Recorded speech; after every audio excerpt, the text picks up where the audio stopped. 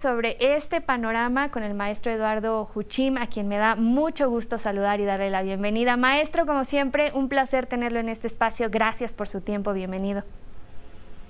Muy buenas tardes, Romina, me da mucho gusto saludarla y bueno, aprovecharía ahora que tengo la oportunidad para mandarle un abrazo muy fuerte a Juan Francisco y a Jorge Armando por la partida del querido Ricardo Rocha.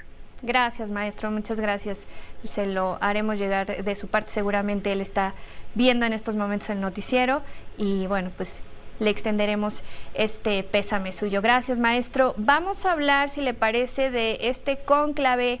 ¿Cómo vislumbra el tema? Ya hemos visto que llegaron varios, todavía falta por llegar Marcelo Ebrard, pero prácticamente todos llevan su porra, maestro. Esto quiere decir que Morena está fuerte. Pues yo creo que habrá que ver si todos los anteprecandidatos, como le decíamos yo, porque no son ni siquiera precandidatos, pueden o llevan a sus respectivas porras o solo lo hace una parte de ellos. Y es que, Romina, yo veo en este cónclave importantísimo del Consejo Nacional de Morena dos aspectos para mí fundamentales. Uno es el método para seleccionar a candidatos, que ya sabemos que será por encuesta, pero falta definir las particularidades de esa encuesta, que ya sabemos que el diablo está en los detalles.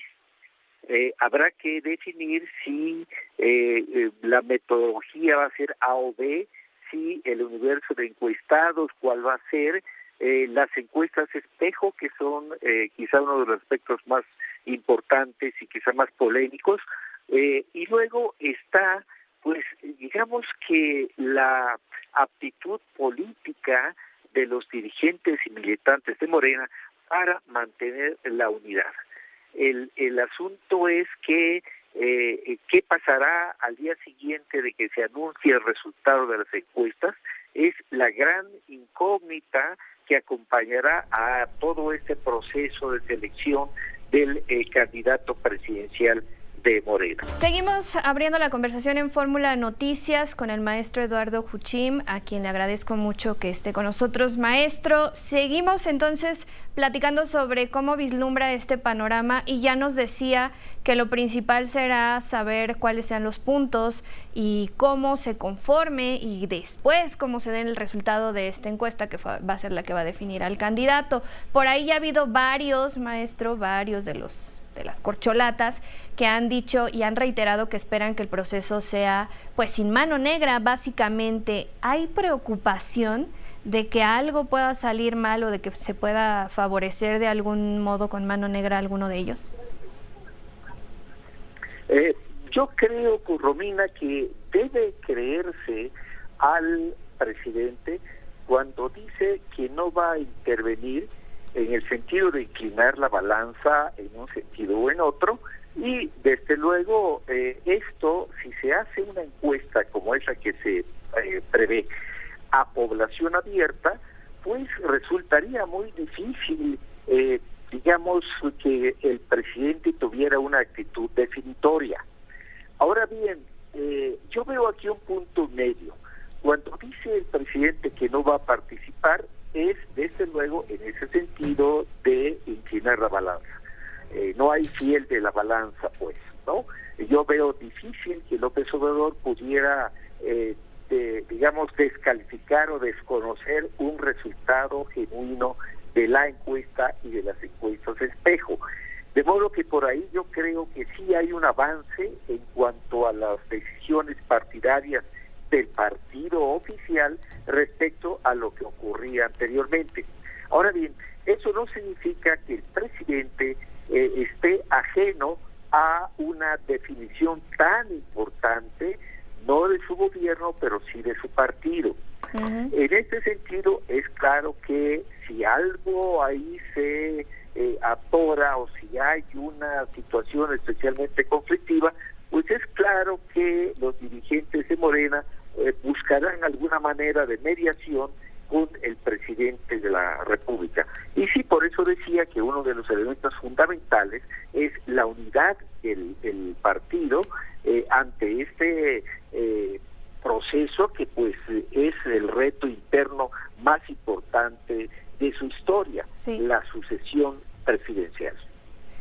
Ahora, maestro, también hemos visto mucho apoyo por parte de algunos familiares del presidente López Obrador, algunos de ellos decantándose por Claudia Sheinbaum, otros más apoyando a Marcelo Ebrard, y esto nos genera toda una serie de dudas sobre en realidad cuál sería entonces el favorito del presidente, aunque nos queda claro, y usted también ya lo dijo muy bien anteriormente, que pues va a ser el presidente no se puede decantar públicamente por alguien, pero el hecho de que sus familiares ya empiecen también a poner por ahí algún tuit, algún mensaje de apoyo, nos podría ir diciendo por dónde va a ir la cosa. Lo interesante, Romina, es que estas manifestaciones de los familiares del presidente, a las cuales tienen perfecto derecho a los familiares porque ellos no son parte del gobierno, y yo diría que parece que tampoco del partido todos, ¿no? Yo creo que lo interesante de esas manifestaciones es que no han sido solo por un candidato o candidata, sino que han sido diferenciados, lo cual indica que tampoco en la familia presidencial hay una definición única respecto a quién será el candidato o la candidata del partido del partido y sus aliados en la próxima elección de 2024, que será la más obviosa elección de la historia del país. Sí. Y claro, hay una prueba de fuego para los precandidatos actuales, que será el acatamiento de resultados o rebeldía y postulación por otra fuerza política. Esta es la gran disyuntiva a la que tendrá que enfrentarse el partido y sus militantes y dirigentes, y por eso decía yo que es el gran reto, el reto más importante que tiene Morena en su historia. Ya veremos cómo se dan las cosas en ese momento crucial de cuando ya haya un resultado de las encuestas.